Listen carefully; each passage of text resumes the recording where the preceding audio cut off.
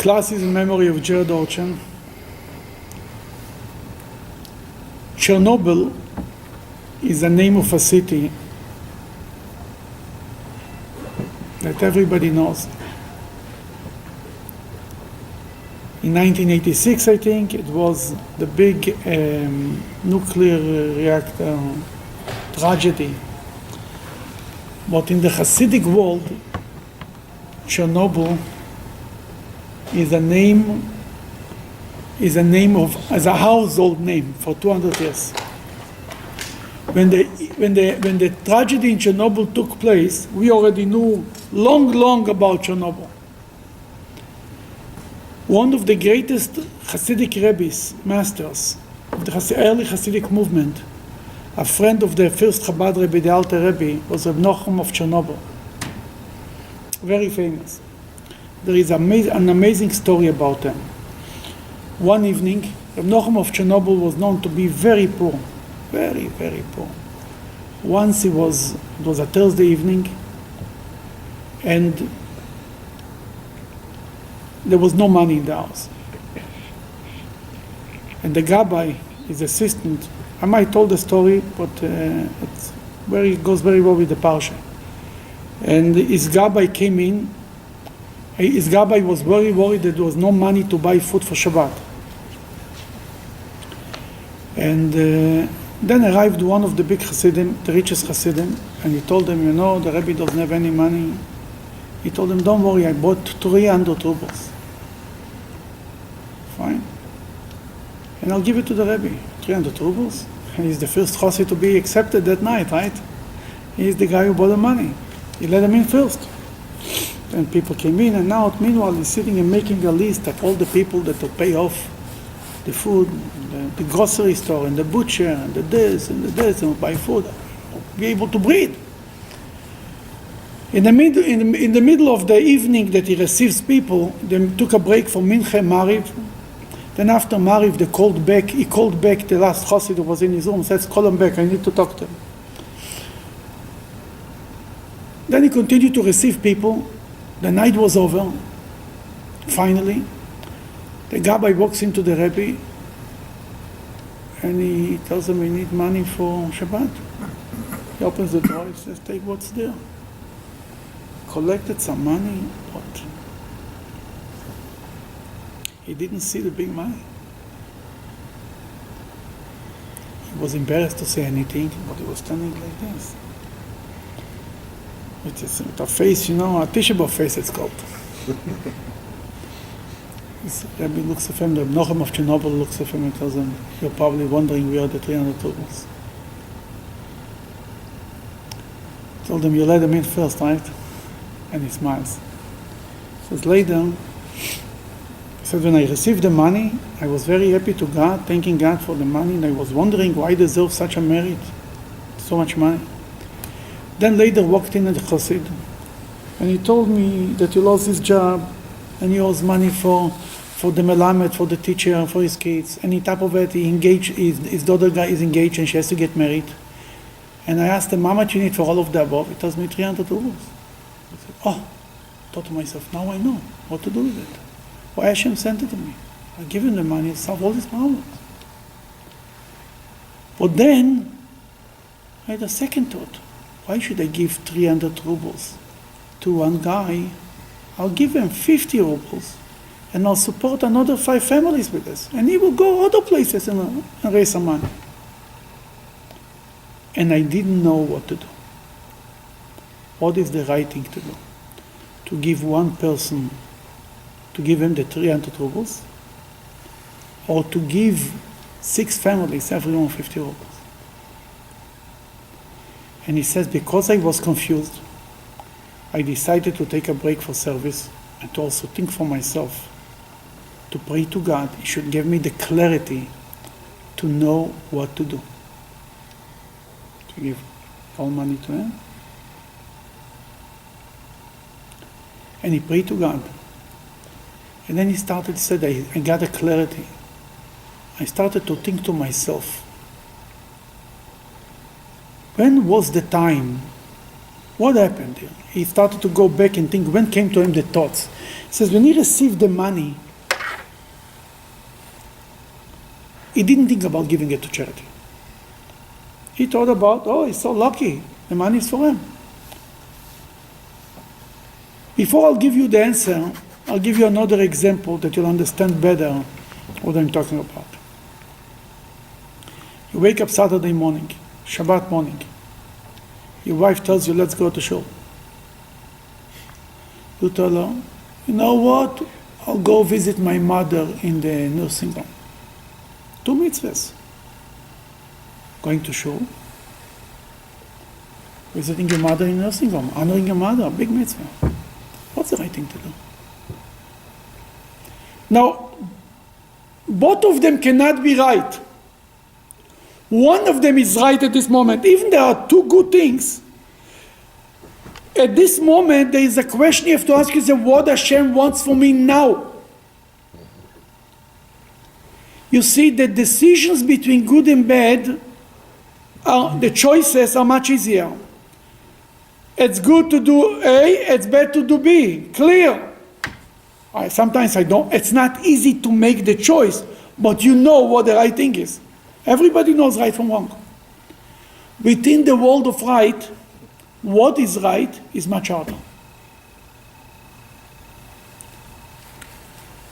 Then your wife says, let's go to synagogue. You say, I'm going to visit my mother. The question is, what comes from this side? What comes from the other side? What comes from the good inclination? What comes from the evil inclination? Because at this moment, when you ask yourself, what God wants from me now? To go to my mother, to visit my mother, or to go to temple? How do I know what's the right thing to do? You know what the answer is? I'll tell you what Reb Nochem of Chernobyl said. He says when he received the money, he didn't think about giving it to charity. But when this guy came in, the first thought came to him, let's give him the money. Then came another thought who said to him, why do you give it to one person, give it to 6 people? Sounds good, mitzvah too. But he said, if this would come, if the idea of giving it to 6 people would be from the good inclination, and would come to it to begin with, when he received the money. When he received the money, he would have the thought, oh, I have so much money, I'll take 50 rubles for myself, and the other money I'll give to another 5 families. He says, when I received the money, I didn't think about giving it to anybody. Only when I had that thought of giving all the money to one person, then came the second thought and said, oh, why we give it to one person? Okay, give it to 6 families. Meanwhile, I'll give it to 6 families. Meanwhile, the gabbai will come in and will say, we need money. Before long, the whole mitzvah will be closed. That's how he realized that what comes from the good inclination is the first thought.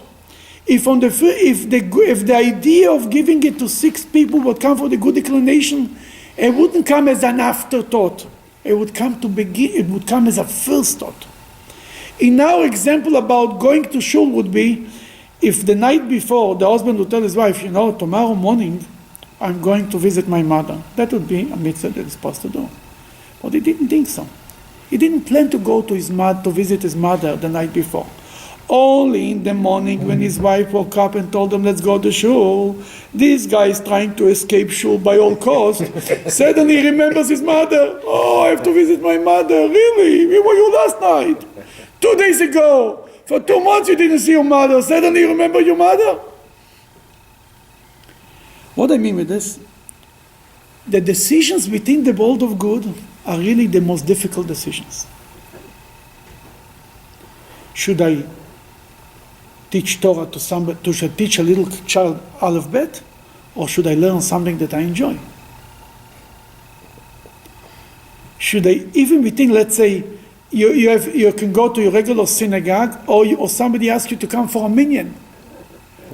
You see, in the world of goods, there is so many choices, and they are so much more complicated. And the job is to be honest with yourself. The whole book of Genesis is about that. In the beginning, Abraham has to make a choice between 2 kids, Ishmael and Isaac. And when Sarah comes to tells him, send away Ishmael from home, he doesn't want to. God told him do it. But this choice is pretty easy. Not easy to send him away, but to decide who is the child that will continue the Jewish tradition was very clear. God told them, Isaac will be the son that will continue the Jewish tradition. Ishmael was not born from Sarah. He was born from a different mother. That's not the continuation of Abraham. Isaac had 2 sons. Here was the choice a little more complicated, because both of them were born to Rebekah. But it wasn't such a complicated choice after all. Esau was not a good guy. Esau, because he got angry with his brother, he was ready to kill him. A nice guy. You might be angry with your brother, he stole your blessings. Yeah, fine. It doesn't mean you're going to kill him. Esau married women, Canaanite women, Hittite women, not something that his father was wishing for. And only later, when he saw that his father wants Jacob to marry from the family, he also decided to marry from the family. Basically, Esau was not the nicest guy. It's true that he honored his father, but the choice was not so complicated when it came to the question, who should continue the Jewish legacy, the legacy of Abraham. Then comes our Parshat.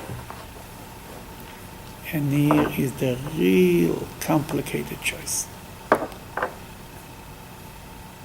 Who should be the next leader? Joseph? Or who is normally should be Reuven? Is the firstborn son. Joseph is the firstborn son of Rachel. Reuven is the firstborn son of Leah. Reuven is also the firstborn son of Jacob. He was born first. But from Jacob's point of view, his bashert he meant to marry Rachel, right? He went to marry Rachel. That was the goal. From Rachel, the firstborn son is Joseph.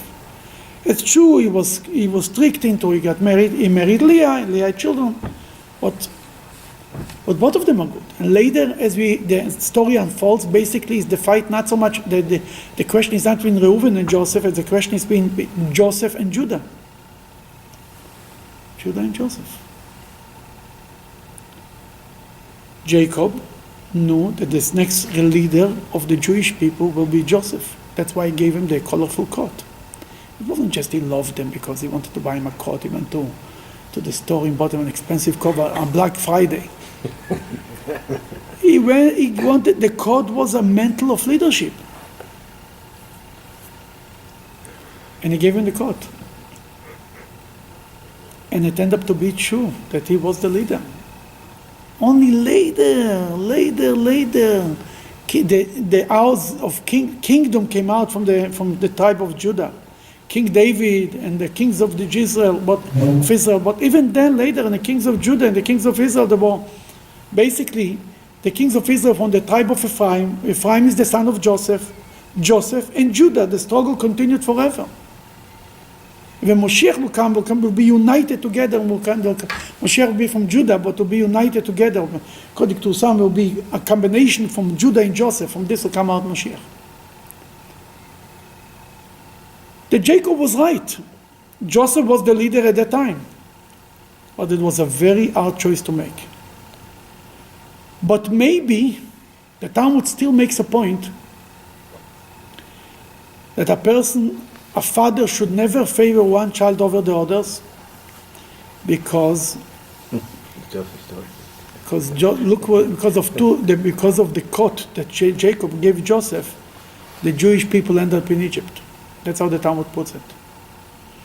That what was Jacob should do? Now it's my opinion. Maybe he should wait and let God play it out.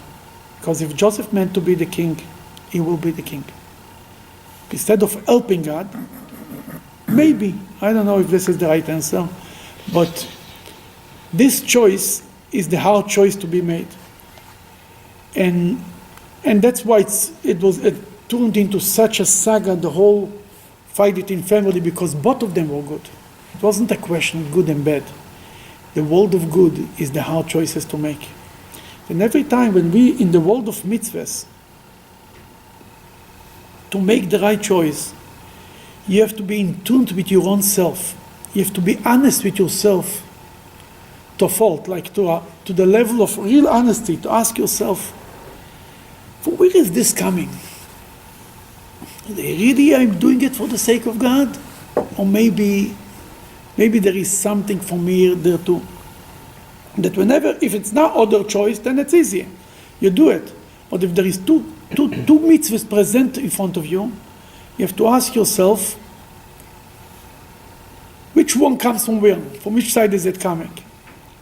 And that's what Hasidus is teaching us, is to be honest with yourself and not fool yourself even when it comes to mitzvahs.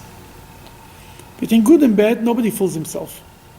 You know, it's bad. You fool yourself that's not so bad, and that's I can have excuses, but deep down you know the truth. But in the world of good, not to be a fool, for this we need to learn Hasidus.